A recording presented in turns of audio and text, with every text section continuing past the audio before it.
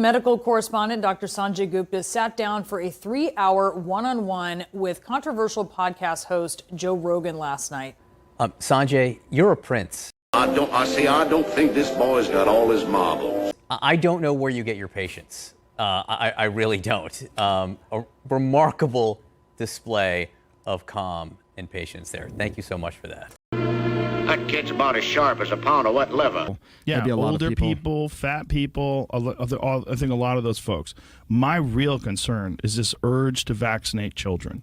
And I don't know what kind of data we have on the long-term effects of this. All right, with us now, Sanjay. Sanjay, first off, I mean, I'm so glad you did this because there's so many people who can listen to the sense that you make. Boy's about as sharp as a bowling ball. Tell us why you thought this was so important. Yeah, I think that's part of it. I mean, I think the media landscape's pretty segmented, as we know, and I think there's a lot of people who listen on CNN who are accepting and hearing these messages and understanding the science. Nice kid, but a little dumb. But I wanted to go to a place where there was clearly, he has a big audience, and as you mentioned, he's been a skeptic of the vaccines. I listened to his podcast. I thought there could be some common ground there and decided, to lean into the nuance for 3 hours, which, by the way, is a long time to talk to anybody. But don't you think that a lie like that is dangerous on a news network when you know that they know they're lying? I'm a person who lives in reality. I'm a journalist. I can see and I can hear and I can think. Boy's got a mouth like a cannon, always shooting it off.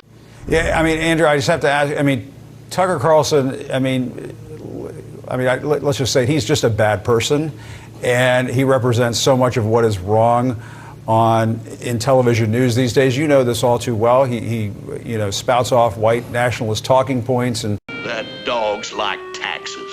He just don't know when to stop. But my point is, you're working for a news organization. If they're lying about a comedian taking horse medication, what are they telling us about Russia?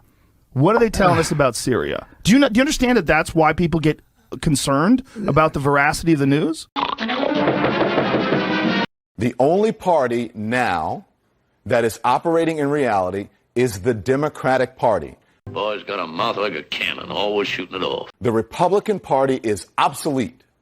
The Republican Party is not dealing and living in reality. So you cannot negotiate with a party that doesn't operate on logic.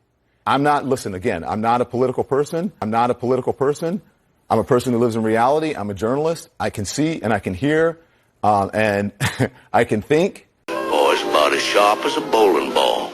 The Republicans are on the wrong side of history, and they are the most hypocritical.